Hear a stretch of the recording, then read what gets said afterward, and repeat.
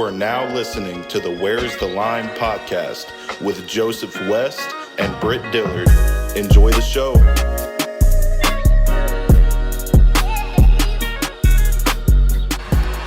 Milton gonna take a shot wide open and just strutting in is Keaton.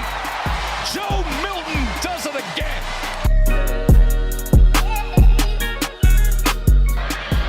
Orgy again on a blitz. Levis pocket collapses. He's on the run. He just heaves it up. And it's intercepted by Vanderbilt. And let the celebration begin. The streak is over at 26. The Commodores win it. Talk about Vanderbilt football.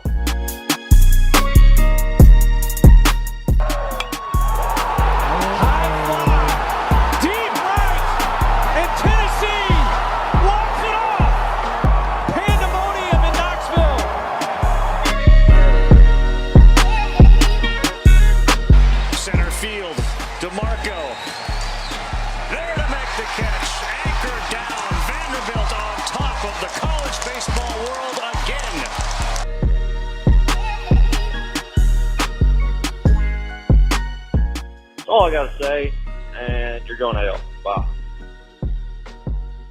Another edition of Where's the Line? It is Wednesday, September 18th. This is episode number 137. My name is Britt, joined here by my good friend Joseph West. How are you today, brother?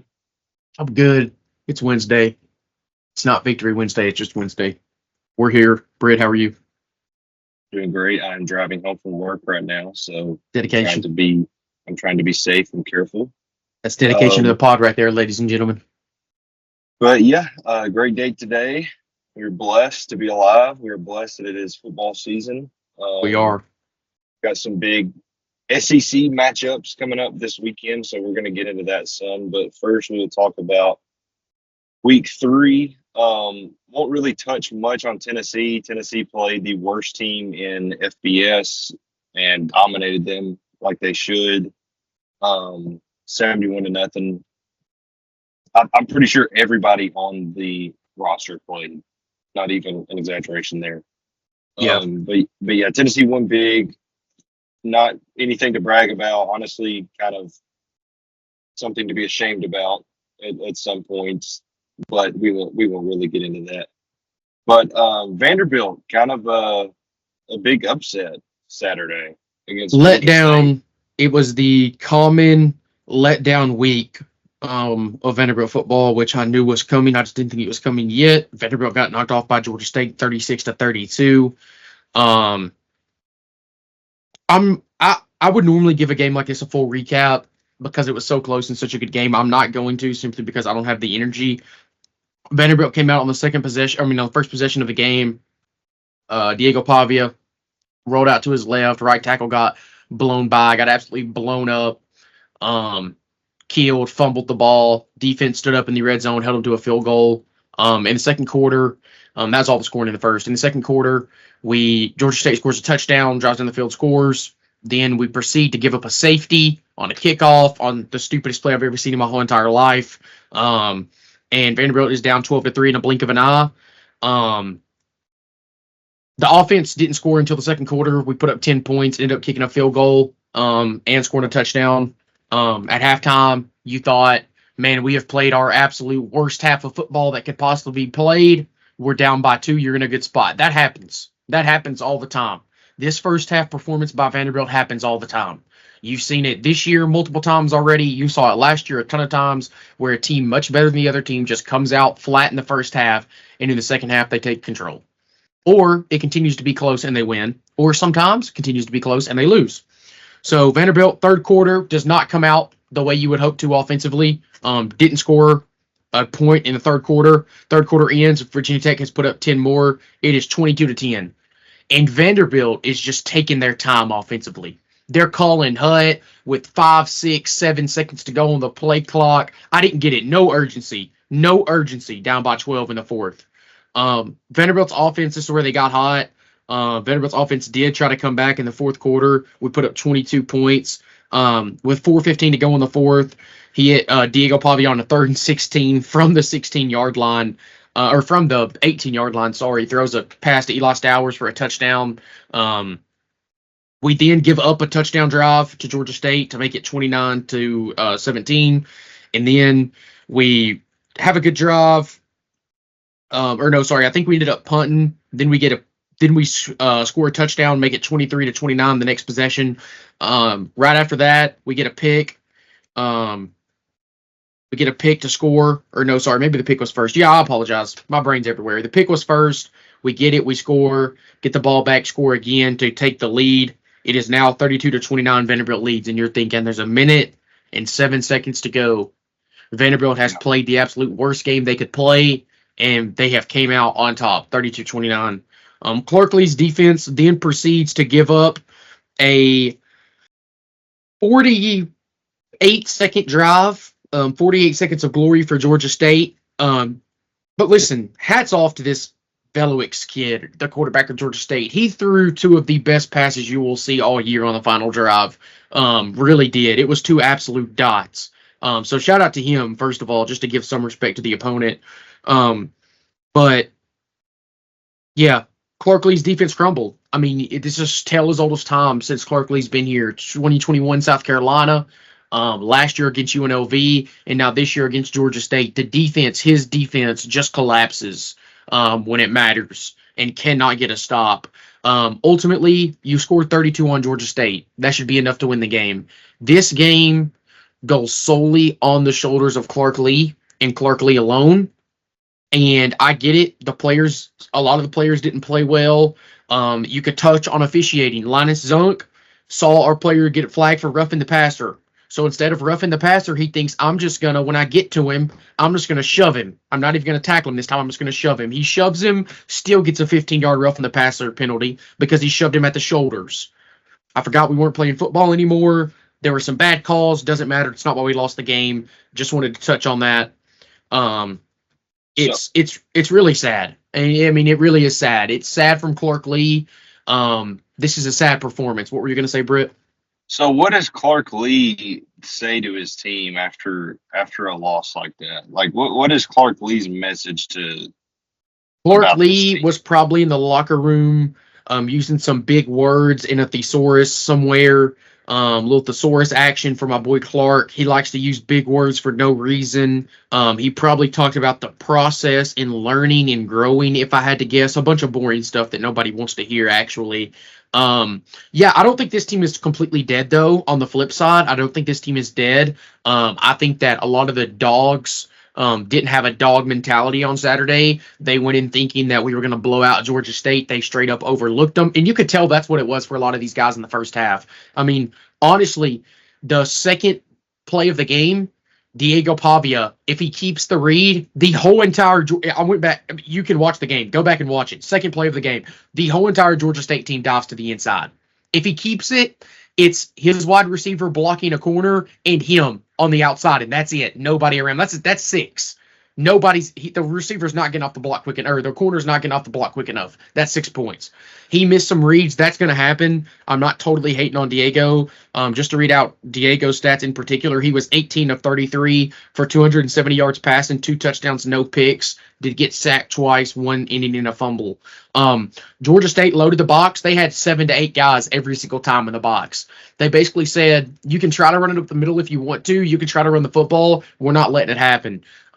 They didn't. They made us pass, and we just didn't throw passes until the second half. We were just stuck in our way. I think play calling and coaching is the number one reason that you lost this game and the main reason that you lost this game. I think that can be fixed. The in-game adjustments were poor until the fourth quarter, but really and truly, the roles kind of reversed. The offense turned it up late. The defense crapped the bed late. The defense could not get a stop. We didn't have a pass rush late. I get it. Your 2 best pass rushers are out of the game. Corday Sidnor didn't suit up, and Zaylen Wood goes down with a leg injury. I get it. That's frustrating. You already have one of your other best pass rushers, probably your 3rd or 4th best one, who also didn't suit up. I get it. You're missing some top guys. But this game is just simply unexcusable to lose. This is becoming a habit for Clark Lee. The season can still get turned around for sure. Like I said, I think you've got enough athletes to compete with the Missouris, the Kentuckys, the South Carolinas, the Auburn of this world. And to me, I'm I'm all the way back if we win this game this weekend, but it's going to take a lot to win this weekend. Oh, well, yeah. Yeah. I mean, I don't blame you at all if you're all the way back. If after you beat a top 10 Missouri on the road, yeah. Yeah, that would be huge. Yeah, Eli Stowers in this game had 17 targets, had 2 drops, 9 receptions, 110 yards, and a touchdown. He was a beast.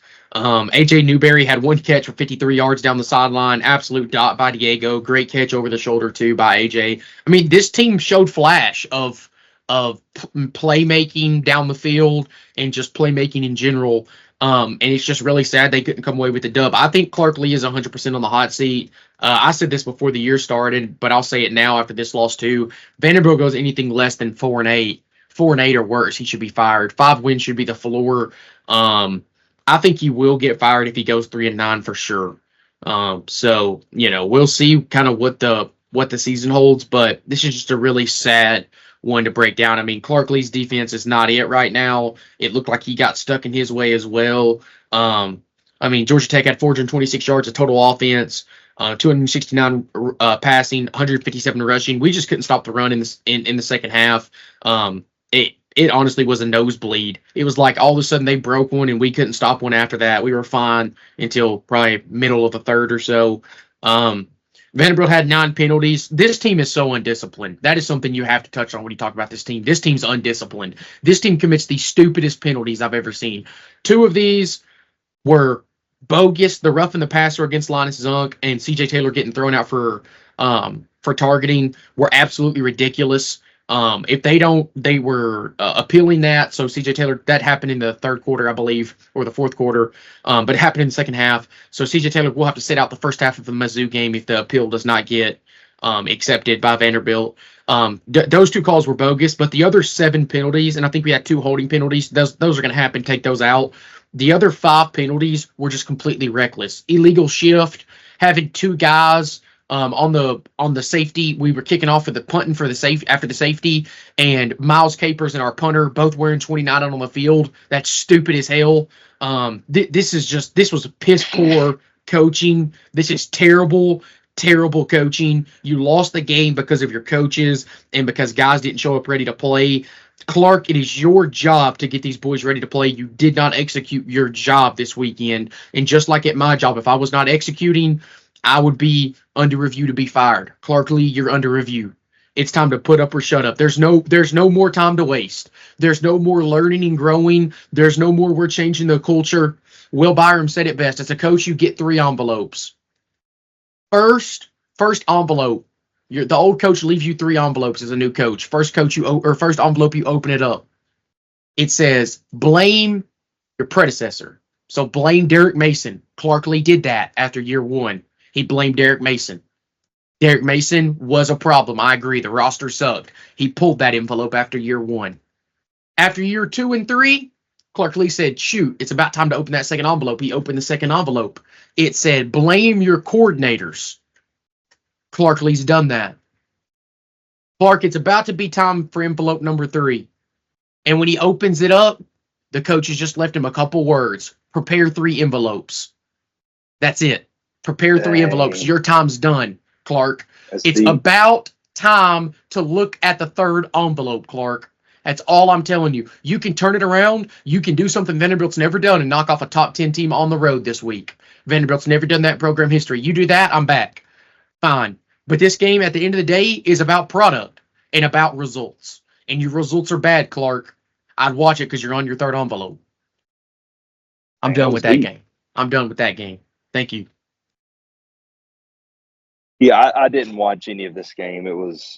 I did watch the final seconds live, but there was no point in me going back and breaking that down. That just was not going to be fun for anybody. But that's the thing about being in the SEC, no shortage of bounce back opportunities for sure for Vanderbilt, with one coming up this week against Missouri to kick off conference play.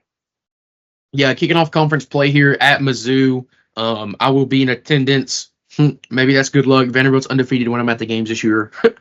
So that's the only positive I've really got. I will be at this game. Line opened up at plus 21.5. for Vanderbilt. I think that's too many. I really do. They're back in my 5 picks, so I don't really know why. I'll get to my picks last week, but yeah. Ultimately, looking at this game, you're going to be without your second best defensive lineman, Zaylen Wood. He's doubtful. He's not going to play. He hurt his leg pretty bad in the Georgia State game. He won't be there. You're going to miss C.J. Taylor in the first half, assuming they don't accept that appeal, which I don't think that they will. So C.J. Taylor's going to miss the first half. You've got some injuries to deal with. Ultimately, it's time to give us your best. I don't want to, I believed this bull crap about we've only seen 20% of the playbook. Well, if that's the damn case, pardon my language. If that's the dang case, then open up I want to see everything you've got this week. You allowed yourself to lose to Georgia State. I don't think that's true anymore, by the way. But that's just what got said, and obviously you didn't open it up against Georgia State if you did have anything else. So open it all up, see what you've got. You're going to be down men against an already team that out-talents you. Luther Bird and Theo Weiss, you're going to have to contain them on the outside. I think this is going to be a dogfight. Usually when Vanderbilt loses a game like this, they come out the next week and they're scrappy as heck, and they just got a lot of fight, and they barely lose this game by like a field goal and a touchdown. And it just leaves yourself saying, why could this team have not done this last week? That's just the Vanderbilt way. That's what they do. So, I expect that at this point. If you cannot escape SOV, then just board team SOV. So I think this game is going to be closer than a lot of people think. Vanderbilt will lose the game though. For Vanderbilt, just to go ahead and give my keys to get this recap over with. Key number 1, defensively, is going to be stop the run.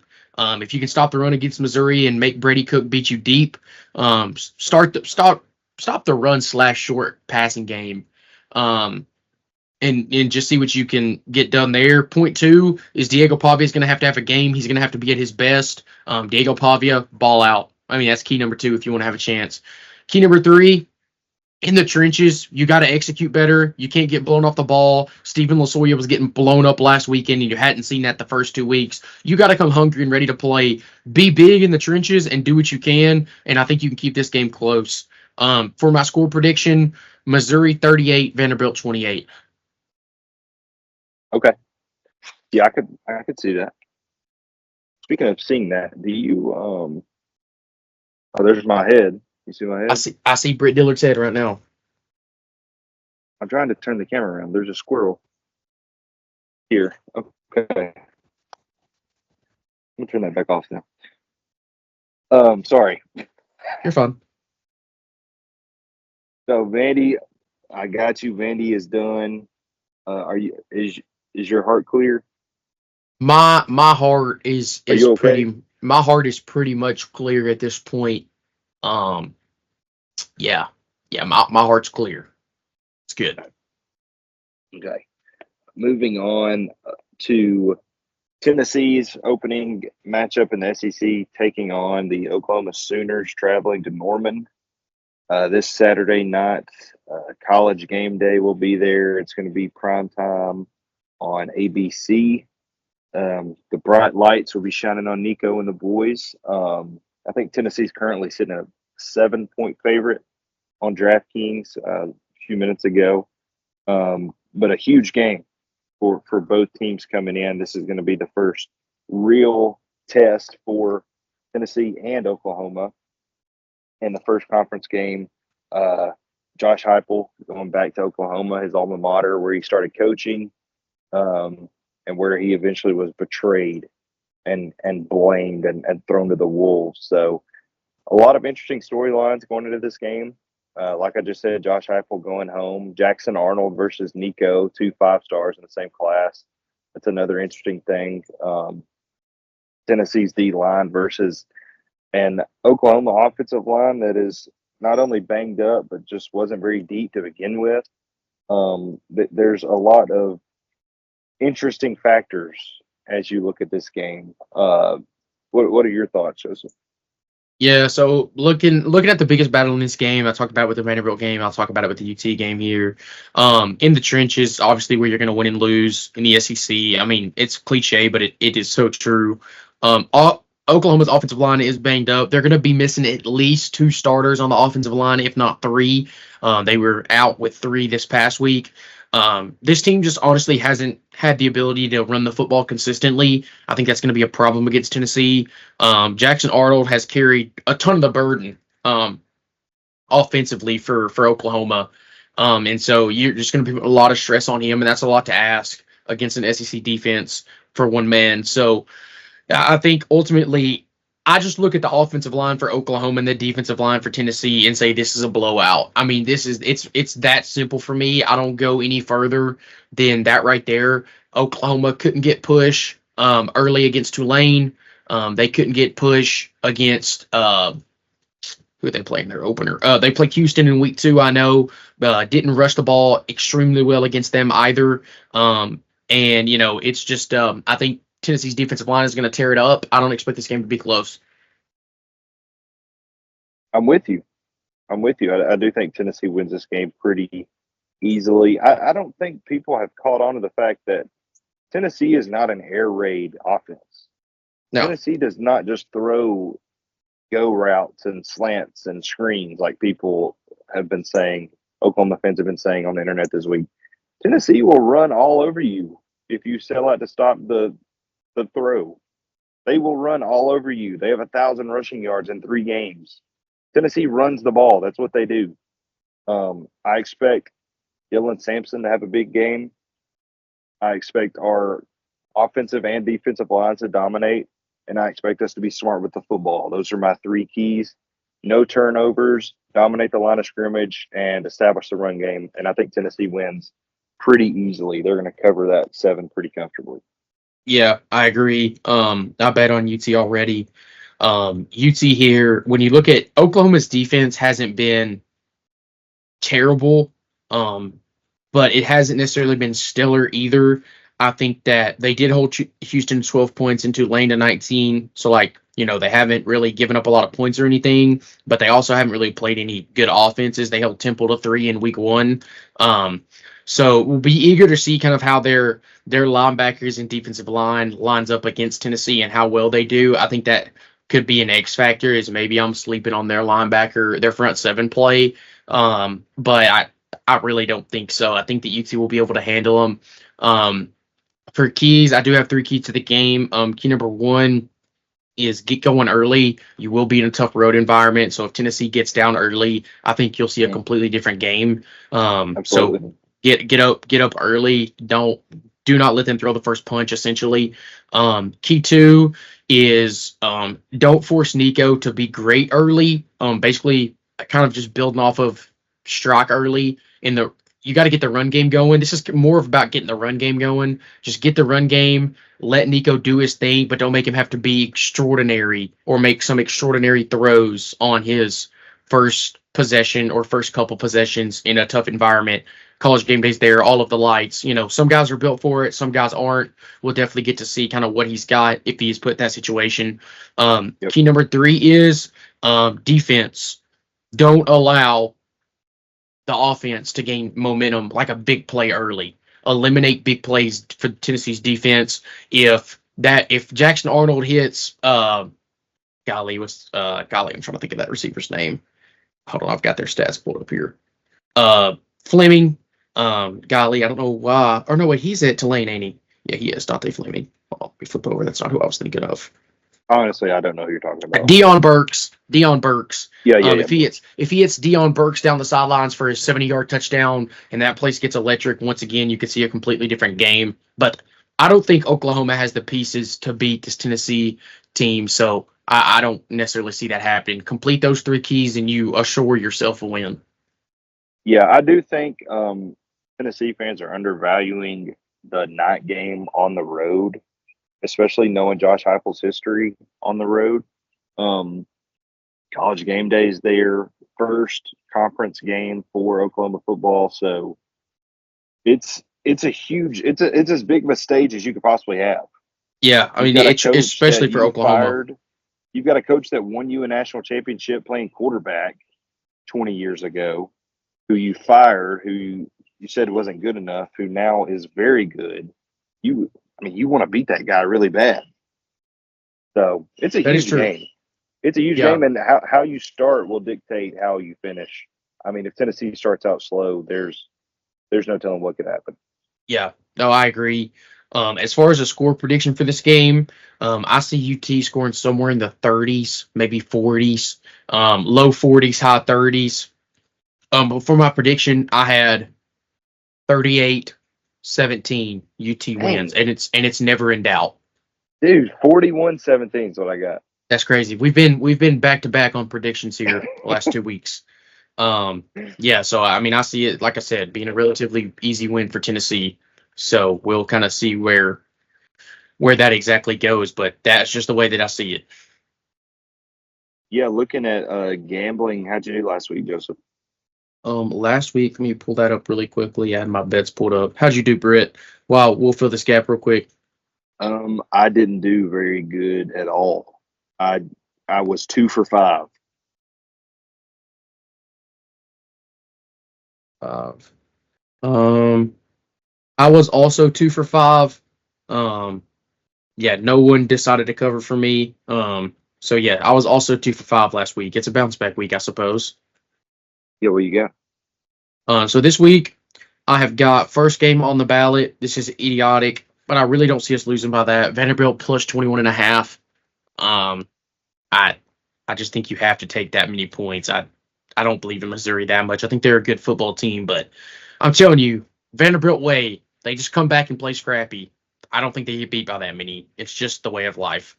Next one is Tennessee money line. It was 6.5 when I looked at it, so I just took money line. You could easily take the points, and I would be completely okay with that, and you can up your odds. I took money line in case there was one of those slow starts. I still think Tennessee comes out on top, but it may not be by that full 6.5 to 7.5.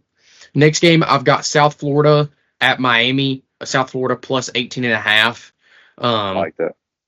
South Florida played Bama pretty tough for about 3 quarters. And I think this is Miami's first test, and it's a night game at South Florida. So could be a really good environment too. Ole Miss minus 30, 29.5. They're playing Georgia Southern. This isn't enough points. 30.5, No. 29.5. That's not enough. Just take that. Last game. This could be the kicker here. But I took it. Michigan plus 7.5 against USC. It's at Michigan. It's a 2:30 game. There's going to be a bunch of fans in there. It's going to be a good environment. Michigan's down after getting absolutely waxed by Texas, but they're going to see a completely different offense with Alex Orji at the helm. There's no film on it, so I think Michigan's going to have a good chance to score some points, and their defense is still elite. So I took Michigan plus 7.5. Really like that line. If you put 20 on that, like I did, you win 188.80. Okay, pretty good odds there. Pretty good odds. Like I said, I went 2 for 5 last week. We've got a lot of the same games, but some different picks. I've got USC minus the points. I've got them at 5.5 at Michigan. I think Michigan's pretty garbage. You sold your soul for a championship. I've got Penn State minus 49 against Kent State. Kent State is terrible. They're garbage. Okay, I've got Ole Miss too. I got them at minus 35. This was earlier today. So the money has been coming in on Ole Miss. I got them at minus 35 against Georgia Southern. I've got Tennessee minus 7 points at Oklahoma, and then I've got Missouri minus 20 at home against Vanderbilt. I will say right now, hitting on 67% of bets so far this year, so it's just okay. We'll try to up that a little bit, getting 4 or 5 this week. So go bet, make you some money. I'm down this year so far, but my bettors, the guys who have been taking my picks, and you've taken like the right 2 or the right 3 or all 5 last week, and you're sending me your parlays, y'all give me life. Thank y'all. So both of the ones that sent me your parlay last week when I went, or not this past Saturday, but the one before when I went 5 for 5. Shout out to both of y'all for tailing the picks. We'll try to lock in this week and get at least 4, if not 5. Yeah, I noticed nobody sends me their winnings. Just nobody trusts Brits. Oh, I wish they would send me. Nobody sends me anything. Period. I Thanks, wish guys. they would. I wish they would send me some of their winnings, like of their actual winnings, some money. That would be cool. Yeah, that'd be cool. But yeah, I mean, we'll see. I've got a long trip on Friday to go watch my favorite team of all time play, so it's pretty sad, but also excited to go. So see y'all next week. Anchor down as always. Clark Lee, you're a bozo. See you next week. Go Vols. Have a good week.